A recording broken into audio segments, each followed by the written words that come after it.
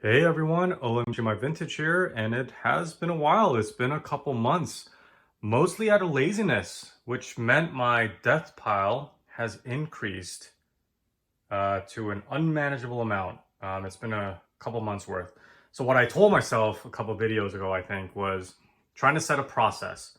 Once I pick stuff up, create the content, post the content, and that'll give myself my own permission to go to the next step of listing all those items for sale.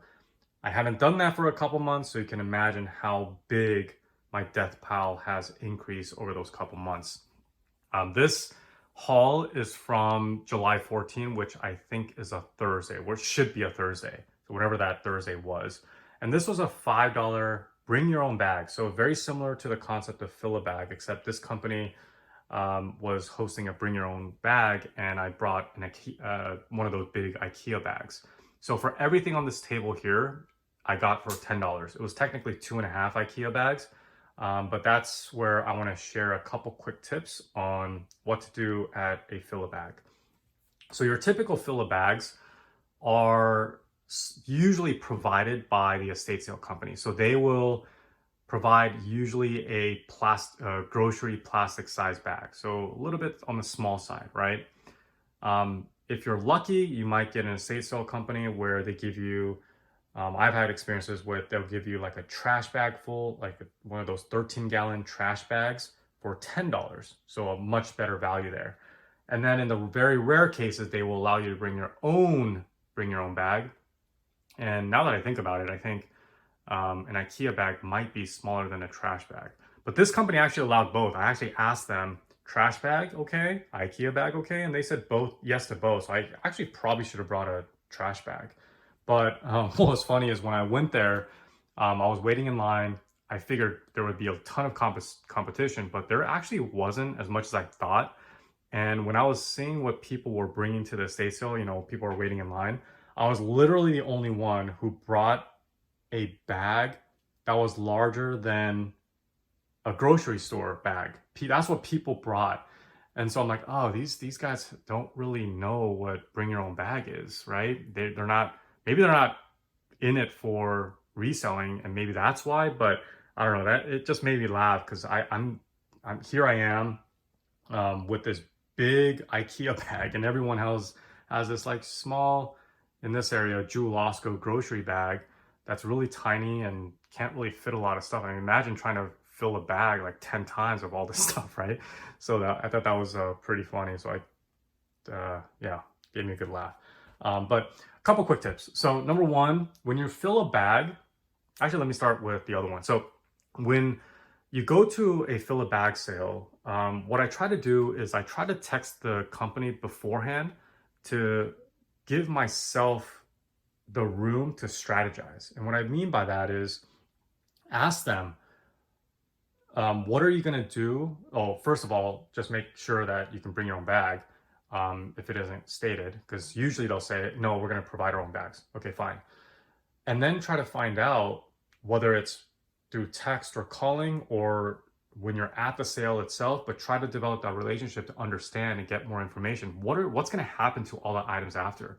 Are they going to host another sale, hoping to get more money? Are they going to donate stuff? Are they going to trash stuff?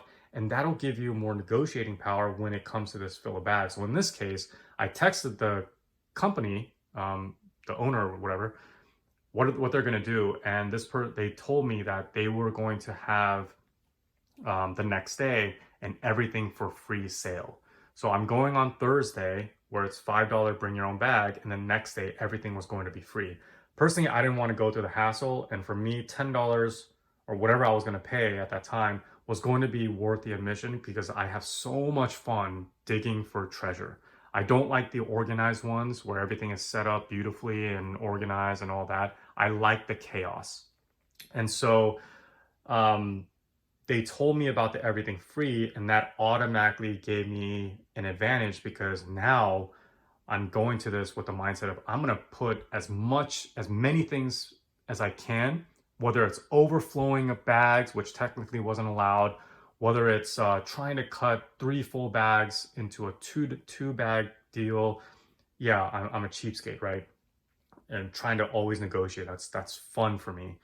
And so I had like 2 overfilled bags and a half, and they gave everything to me for $10 because I'm a paying customer, and I kept mentioning, hey, everything's gonna be free anyways, and I've been here for a couple hours.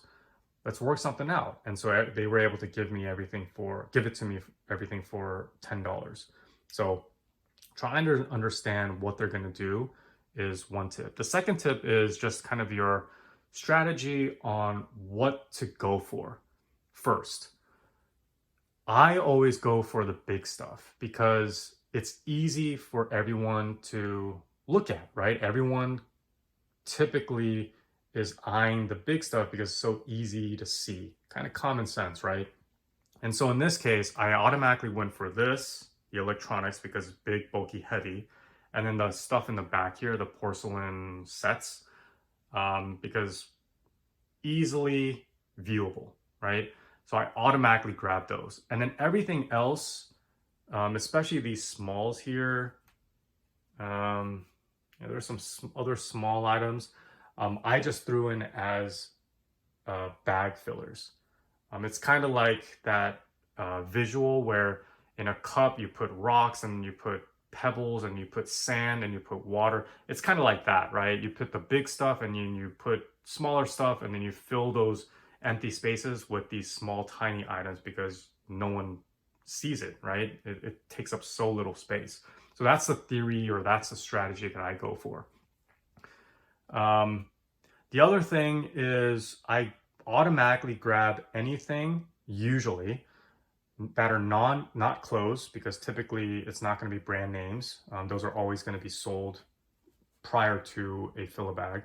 But things like this, like they're new in box, maybe there's some new old stock items, but they're all in original packaging. Usually I'll just grab those and throw it in and figure out what to do with it later. What you see here is about probably 3/4 of what I actually am thinking about selling. The others were household goods, like a 3 or 4 count of Costco dishwasher liquid, like brand new. There's some like lint rollers that were new that I picked up. There were a bunch of markers that I didn't mean to include here, but you'll see that I'm like, oh, I could use those since I use them. A bunch of Scotch tape, duct tape that I grabbed. Again, a lot of personal use things that I just threw in there because I needed it. But obviously I didn't include it here because that's not something I'm going to sell. But yeah, so anything new, old stock, anything new in packaging, I will definitely take a look at and usually grab and put into the bag. So those are a few tips that I always go in with when it comes to these fill-a bags. And typically if it's a small item, usually it takes some work to dig into it. And so that's why I save those after I get the big stuff. All right, let me quickly go through some of these items, because there's these electronics items and these small items here, stationary items, that I want to spend a few more minutes on because of some tips and some backstory to those things. All right, nothing special here. It's a large-ish plush Chicago Bears doll. I also grabbed a vintage starter Bears jacket that was really cool. Love seeing that stuff, but unfortunately when I looked at it closely, there's a lot of tears and wear that I didn't notice at first, so that's in my donation pile. But this one is in decent shape. Plush dolls like this is usually a $10 or $15 free with free shipping. And I always try to quote free shipping because I am very conservative with my shipping cost. When I typically know what they go for, I tend to be on the conservative side, just to make sure that I have some comfort of knowing that I could also make a little bit off of that. So I always factor in the shipping costs, my handling costs, if you will, like materials, maybe some taxes, like fees that are put in. I always try to factor those in when I list items with free shipping. So all of that is always taken into account. And so that's why you'll see me quote, hey, this is X price with free shipping. So in this case, plush dolls, usually $10 or $15 with free shipping. When I look at plush dolls, I only go for new with tags in the 70s, maybe early 80s. So basically vintage stuff is what I go for. Anything in the mid 80s and newer, I typically stay away from, because plush dolls for me, it just takes too long for me to sell through. It just sits around. Even if I get it for 50 cents, it just gets old. I'm sitting in the corner for months at a time. Like I'm talking 6 months to a year. And that is just, I'd rather use that listing space on eBay for something else that'll turn over faster for me. But this one, again, I just grabbed. It was, I think, an easy win, but we'll see. Probably will sit around for a while. But I do like sports themed stuff. That's one of my bread and butter items. A couple other smalls. This golf swing weight, I'm just going to pair with a golf club. Not a set, but like an iron or pitching wedge or something like that I have. Figured it might be useful. So it'll probably be a bundle thing. This stamp here, only picked it up because this is PSX. A couple videos ago, I shared a pickup of almost 400 rubber stamps that are brand new. And because it was my first time buying rubber stamps, I joined a couple Facebook groups and learned that the best way to sell rubber stamps is by themes.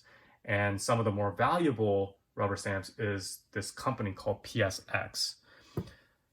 When I purchased the 400 stamps, I think I paid $20 or $25 for everything, because who buys rubber stamps? But apparently there's still a market out there.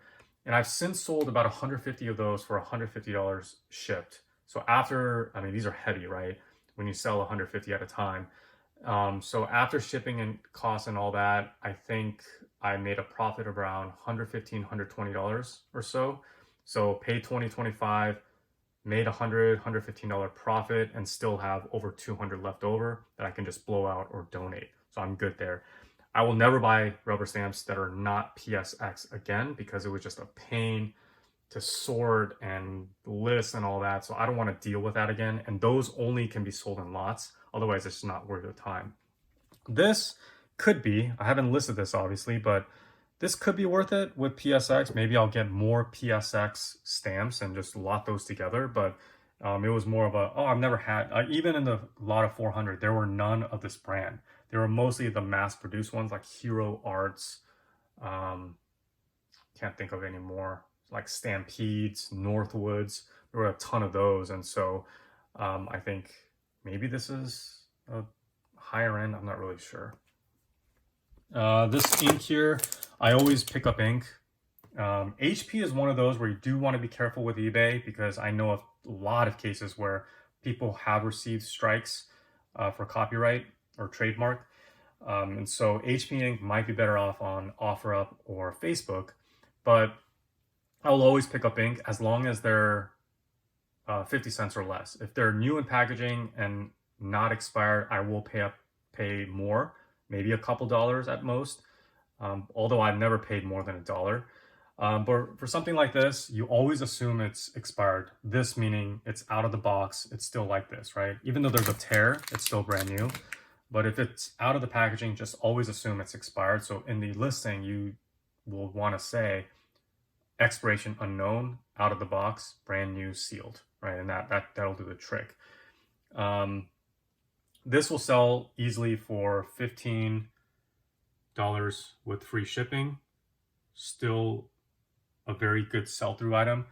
In terms of expiration dates, I used to go, and maybe this was one of my earlier videos, I used to say that I will buy anything after 10 years expiration, because I've sold those very well before. But that was also maybe when people were printing a lot more during COVID. I'm not really sure, but something has changed where I am getting a lot easier sell-throughs, quicker sell-throughs, if the expiration date is at most 5 years after. So I don't know if it's a shift or maybe it's what I'm listing. I don't know what it is, but now if it's anything older than 5 years past the expiration date, I will not pick those up, even if it's free. Otherwise, I will pick it up. And usually if it's expired, I don't pay more than 25 cents per, because you tell the seller it's expired. What are you going to do with it? And they'll be like, oh yeah, good point. But if it's not expired, do expect to pay more, especially if it's in the box. but paying up to a couple dollars, a few dollars maybe, but I've never paid more than $1 for ink. Couple quick items. I'm not going to pick these up anymore. I'm going to donate this for sure. Again, sealed, but just never had luck with these. Lightkeeper is probably going to be a donatable item. I saw an active listing recently for $10 free shipping, just not worth the time. This FootJoy, you can see the state sale tag of 20. This is actually right on. It is brand new, but this is a golf shoe.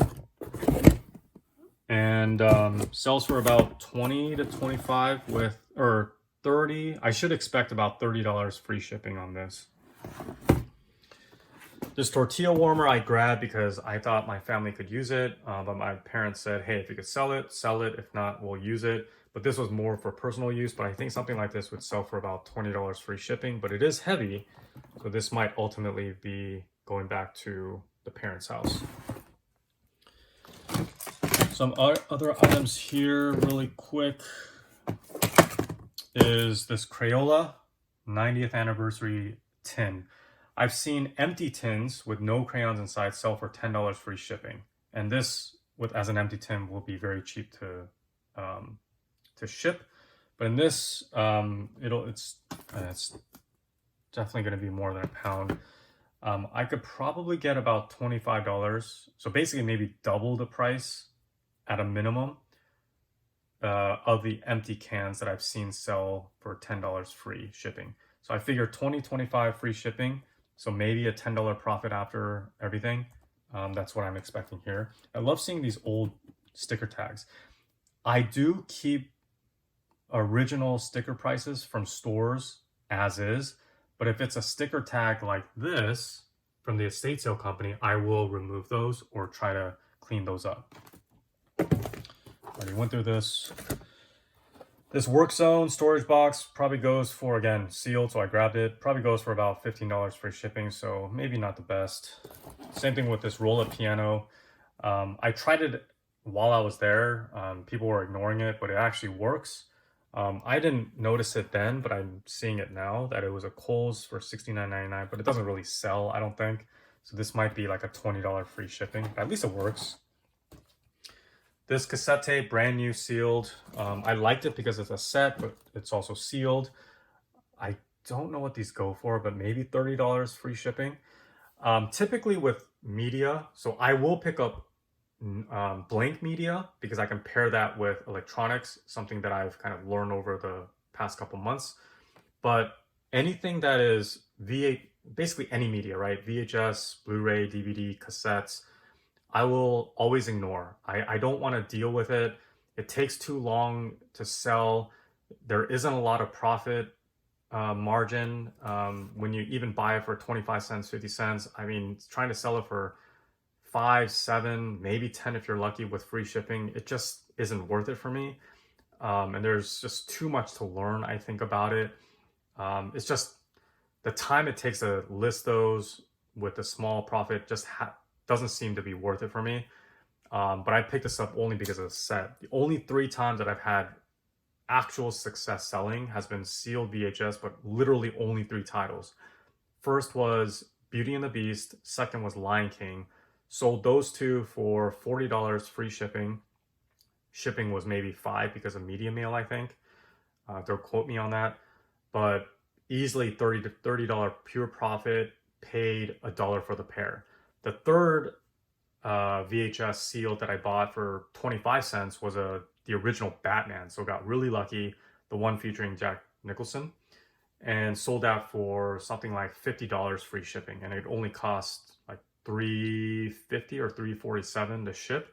So great profit there. Literally the only 3 times that I've actually had really good success. Every other time I've picked up to test and learn, I've eventually had to donate or use for myself to, eventually test electronics. But this one I grabbed because it is a sealed multiple cassette set. So that's kind of the backstory there. This, not as good as you think, for me anyways, because I thought this would be a lot better, but it's only like a $15 or $20 free shipping kind of item. Couple personal items. I recently went trout fishing, or not recently, but last year I went trout fishing and learned a ton. Really fun. Just because of I come from like an ocean fishing type of background, and to go trout fishing in a shallow river where you can actually see the trout. I mean, that was a really unique experience. And trying to catch trout, even though those things are tiny compared to what I catch in the ocean, because of the different types of reels and rods you have to use, it's more challenging in a way. Hard to explain, but I figured I could learn a little bit more since I plan to go trout fishing again. A couple of personal items that I didn't mean to include. These are Sharpies that I use a lot, and I know these work, but personal items. Again, this was new in packaging. There's nothing for me to pair with. I don't even know what this would go for. I don't know, maybe $10 free shipping. Definitely won't be more than £1, so it'll be cheap to ship. A couple cheap purses, not the biggest name brands, but I think $15 each free shipping is reasonable. Otherwise, I can donate it. I don't really care about this stuff. Don't know why I even pick it up. I don't really pick that stuff up. Other item here, Big Mouth Billy Bass. I know all of you know what this is. If it's out of the box and working, it probably sells for $20, $25 with free shipping. For new in box, I haven't tested it, but assuming it works, I figured I can get maybe $30, $35 free shipping. So I gotta test that. These two big items here, also part of the deal. These I think were both from Sam's Club. And I've seen this one sell for $100. Well, it was a best offer listed at $100, and I think it was crossed out, which meant someone submitted a best offer. But even, let's say, conservatively, it only sold for $50 free shipping. That's still, I mean, it's heavy, so maybe it'll cost like $30 or $40 to ship it. It's still a $10 profit. That's, again, being very, very conservative. This green one here, there were no completed sets that were sold in its original box. So I think this especially is better off selling in pieces, is what I'm gonna guess. Let me show the bottom to show the full. I guess there's not much there. Yeah, it might be better off piecing it out, but from what I've seen, I think each of these pieces sell for $15, $20 a piece. And I know all the pieces are in there because I actually checked while I was there before grabbing these. This one, these aren't as intricate in terms of the pieces compared to the one on the right. But yeah, I got to figure out what I'm going to do with it. I know the right one, well, for both of these, what I'm going to do is I'm going to have one listing for the full set, and then I'm going to have separate listings that sells the individual pieces. Obviously, if I sell the individual pieces, then I have to remove the listing with the completed set, but that's something that I typically try to do when it comes to these kind of, hey, maybe it's better to piece out type of scenarios. All right, these electronic items was really more meant to be a lesson for me, because previous to this July 14th haul, I never picked up electronics. I didn't want to deal with the hassle of trying to figure out if it works or not, trying to figure out shipping on these bulky big items. I didn't want to deal with that hassle. But I figured because this is all for $10, I'm gonna just grab the big items and figure out what to do later. And then if I ended up donating it, cool, I'm only out a couple dollars max, right? But what eventually ended up happening is, because I took so long to create this content, which means I haven't even listed it yet, a couple months passed, and in those couple months, I still gone to a bunch of estate sales. I started looking at electronics more because, oh, I can start just looking these up and figuring out, even if I sell it for parts, I can still make some money. And so I have this like back inventory of a bunch of these electronics, whether it's CD players, micro cassette players, cassettes, combo DVD, VHS. I've just bought a bunch of those, and in the future videos, you'll see all these hauls. But my plan completely went to, oh, I was about to cuss. Completely went south because my plan of being too lazy, or just me being lazy, didn't allow me to experience what it was like to list everything and then ship this out. So now I have this kind of backlog of things, and just everything is going backwards planned, right? So I picked these up just as a learning lesson. And since then, I've learned that I don't want to pick these up anymore because they're not really good sellers. This one probably sells for like $10 free shipping. And this one does work. I did test it, but it's just not worth it. Even if it's a Sony, just not worth it unless maybe you're into something for like $1 and you could sell it for $10 free shipping and maybe make a couple dollars. Maybe that's worth it. But for me, I don't think this stuff is worth it. Same thing goes for these VHS players. So this is a Magnavox OSO, but unless it's a combo, I don't pick up single VHS anymore. I try not to, unless it's like $1 or two. And I've actually, I think, had a case or two in recent estate sale hauls where I've been able to pick up on the cheap, but I typically stay away. I always want to focus on VHS DVD combos, especially if if one of those are recorders, and even more so if the recorder is a DVD recorder combo with a VHS. Those seem to sell really well. Again, I haven't experienced it because I have a backlog that I haven't listed, but from what I've seen in completed eBay sales and looking up different models and stuff like that, that's what it seems to be.